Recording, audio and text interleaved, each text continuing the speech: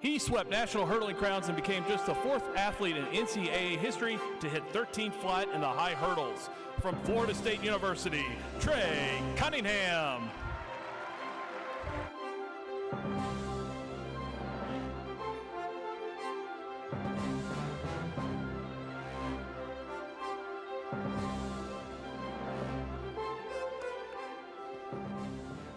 My brother, my friend, we're here. We're Bowerman finalists. What does it mean to you? I mean, it just goes to show what a year's worth of work goes towards, and then what those years before that led up to all this. Absolutely, man. Congratulations. Thank you. Proud of you. Keep up the great work. Thank you.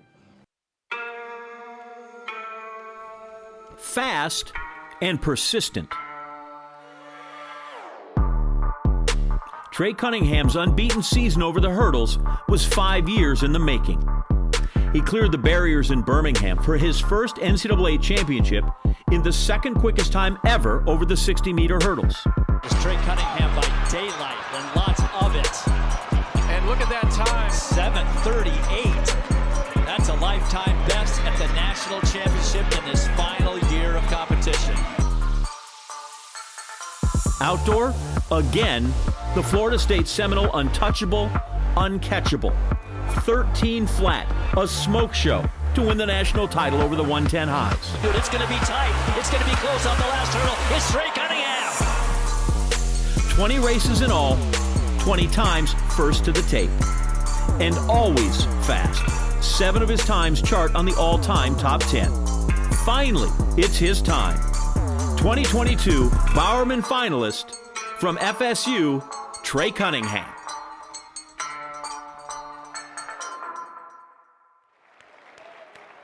There he is. All right, so let's just get it out of the way. You look great. You got the Ford Modeling Agency contract. Give me. Where's the camera? Where is it? Give me some blue steel. Some blue steel? Yeah, Where's the camera? Where is it? Where are we looking at? I don't know. Where are we at? Okay. Well, let's look at down there. It's fine. So the film is really impressive. Unbeaten. Finally, the 2 national championships. I look at that and go, wow, that's amazing. How would you describe it?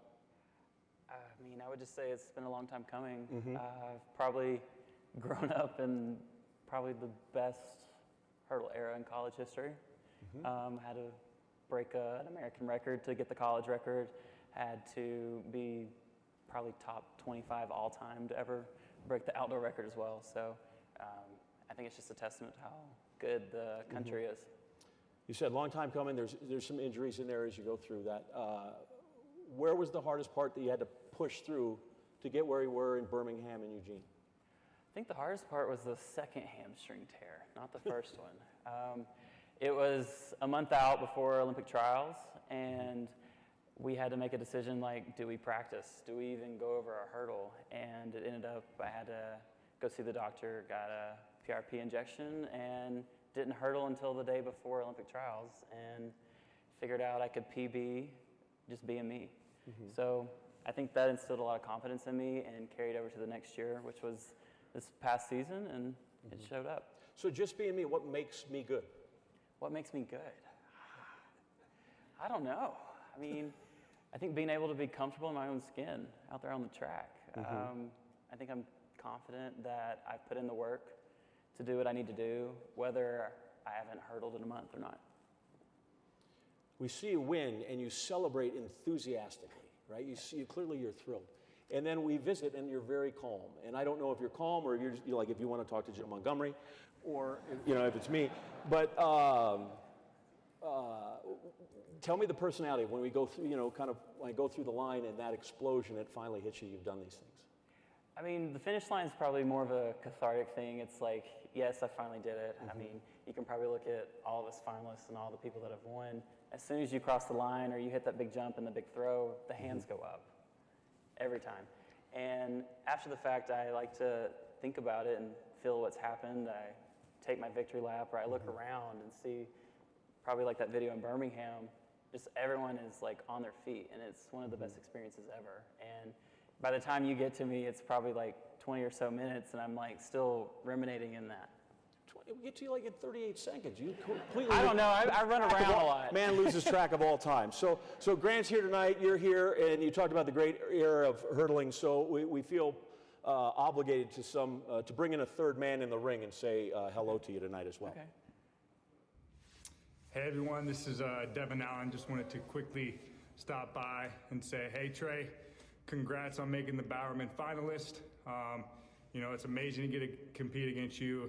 Such a great competitor you are, and an even better person, man. So I really hope you do well, and I hope you win this thing. And I look forward to many more competitions over the next 5, 6, 7 years. And Grant, Trey, make sure you guys are training while I'm here playing football, because I'm coming with vengeance this year. Yeah. Those guys are 12-1 since he showed up. By the way, real quick, he didn't move. I watched it. He didn't move. I mean, I looked at Grant. I was like, did he move? And he said no. And I was like, all right, well, let's run. Why are we waiting? All right. Well, we listened to you to see what you thought made you good. We'll go over to Grant, your coach, and see what he has to say about your ability. Well, first of all, kids say the darndest things. Let's just get that out of the way right now. Devin's just, he's delusional right now. But by a quick of hands, this is Brett Favre or Santa Claus real quick. I'm just trying to figure out where we're at. I don't know where we're at. I'm just trying to figure it all out, man. I'm just trying to figure it all out. Just for the record, my wife wouldn't let me wear red suit. No red suit. No red suit. Awesome, man. Every time I see you, I feel like I'm telling you congratulations or I'm proud of you. I'm always asking about your family and everything, but what is your most proudest moment of little baby boy over there? Man, there's so many, to be honest with you, but I fully attribute the year we had to the year we had the year before. Like, to be so close and have it taken away, and then, like he talked about, just having a lot of trust in himself and having a lot of trust in me to give him a plan to go to the Olympic trials. And he learned that he could take a month off and still make the final. I mean, makes me kind of invaluable, but, you know, it's fine. But as a coach, you know, the main thing that everybody says is you think he competes. How does that work out with Trey over there? We know, but how does it work out for everybody else? Well, it's definitely a collaboration, to be honest. There's a lot of thinking on both sides, but definitely he's put a lot of faith in me, like from jump, when I first got to start working with him, and he's been really, really good to work with, and it's been a joy. That's the same thing with me and John Anderson. Like, I told him to come back. We'll work really well together. Damn, can you smile for me? Help me out. If I had your smile, I'd be a millionaire. For sure. We're back here to me now? Excellent. So usually we do this lightning round, right? Everybody's seen that I ask these nonsensical questions. Well, that gets old. Let's do something else. So I figured, you know what? I was playing with my kids, the Trivial Pursuit. So I have the 6 categories here. You just get to pick one, and I'm going to ask you questions, okay? So you got people and places, entertainment, history, arts and literature, science and nature, sports and leisure. Don't take sports and leisure. That's a cop-out. I guess we'll do science since I majored in public relations. Science is what we'll do, sure. So everybody that's here is old enough. That's the green piece is science. Okay, here you go. Physics, biology, chemistry. Which one would you enroll in if you were forced to? Biology. Biology, okay. If you see a bear, flee or are you going to fight? Flee. Flee, excellent. This neurologist was the first man to break 4 minutes in the mile. 4 minutes in the mile? Oh, God. Bannister. Roger Bannister is correct. Now one of the most amazing spats in the sport. How long did Roger Bannister have the world record? I think like a few days. 46 days. We've remembered the guy for how long? 46 days. All right. Superpower you'd like to have? X-ray vision, invisibility, shape-shifting, or water manipulation? What the hell is water manipulation? I don't know. Let's go with that, water manipulation. All right, good. You would rather explore the moon or the bottom of the ocean? Bottom of the ocean. Yeah, that'd be awesome. Because you're a water manipulator. That would make sense. Yeah. Sure. Finally, survival of the fittest. Who on your team is the last person standing? Kaiser. Yeah. He's just tough as nails, or what? She is our best discus thrower and protects me when we go out. She takes care of me. That's it. There you go. Trey Cunningham, everybody. Thank you, sir. Bowerman 2022 men's winner, Mr. Trey Cunningham.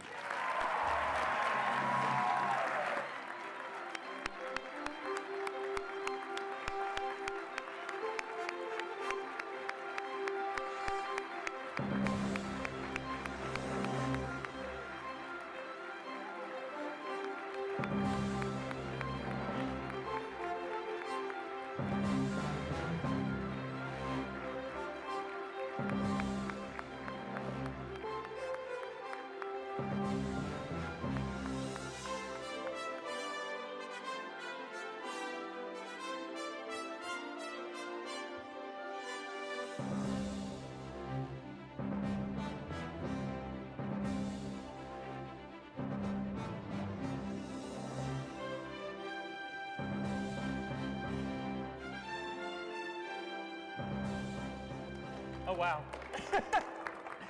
I don't think y'all realize how heavy that award is. Before I give this speech, I want to give a shout out to Aiden. I got to watch him compete over these past 5 years, and it's been a pleasure because what you've done on that track is phenomenal. So I guess I'll start. So I've been thinking about what I want to say tonight for a while, like what tone of voice should I take? Do I draw the speech out? Should I hide the southern accent? But I realized all those questions really boiled down to two words, what if? What if I hadn't been born to parents who have given me all the tools to succeed, not just on the track, but in life? There were countless life lessons about treating people with respect, like walking in their shoes, as the saying goes, or making me try new things like Brussels sprouts and getting out of Winfield, Alabama. And they also made me talk to people when I was the shy kid who didn't want to place his order at the restaurant. And the countless car rides to practices for basketball, I thought I was going to play in the NBA, by the way, and track, which is why we're here. I couldn't be happy and comfortable in doing what I love to do without the sacrifices y'all made have over the years. Thank you, Mom and Dad.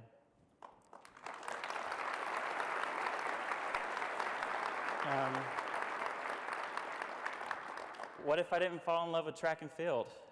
When I was younger, sports were not my thing, which is kind of like an abomination for the family. If you know anything, we do sports. We only do sports in school. That's what we do. But the running joke was I was overbred coming from my parents who were decorated athletes and the extended family who was also decorated as well.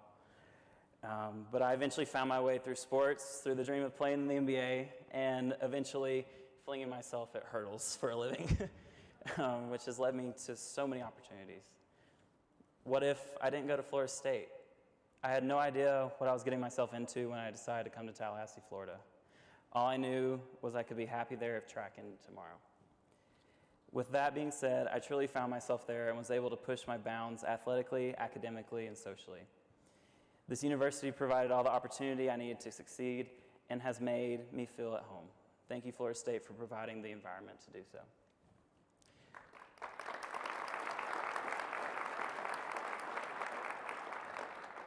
What if I didn't have the coaches in my life? From high school to college and now professionally, I've been blessed with coaches who have genuinely cared about my athletics and helped me grow as a man. One led to the next. Steve Reeves was the first coach to truly believe in me and what I have and can still accomplish on this track. Barbara Humphrey introduced me to summer track and exposed me to the sport outside of Northwest Alabama.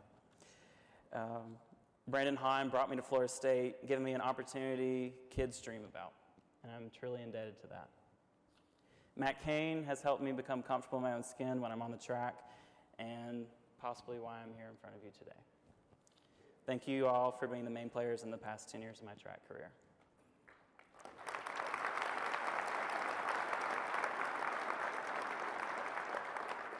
And what if I didn't have Team Trey? I mean, all of us athletes know the medical staff doesn't get enough attention in the public eye at all. So these medical professionals have kept me together through rough times in this game we call life. Through 3 hamstring tears, a pulled glute, a messed up ankle, I've been able to put together record after record, time after time. But what y'all didn't see was when I didn't want to run, I didn't think I could run, or that the world felt like it was crumbling around all the hard work that had been put in. Team Trey made sure I was put together, confident, and able to run 3 PBs at the Olympic trials without going over a hurdle, come back stronger the next year, and eventually win 2 national titles and a world medal. Thank you, Melinda Wilson, Dr. Kohlberg, Elizabeth Wheeler, Claudia Chapel, Margaret Otley, Jerry Latimer, Lydia Moss, and Dr. Mason. I wouldn't have been on the track without y'all. And last but not least, what if all these people and events hadn't happened? Would I be standing here today, the Bowerman Award winner? I don't think so, and I wouldn't change a thing. I'm just glad that it's been a fun ride so far, and I can't wait to see where it takes me next. Thank you all for coming tonight, and thank you for voting me as your Bowerman Award winner.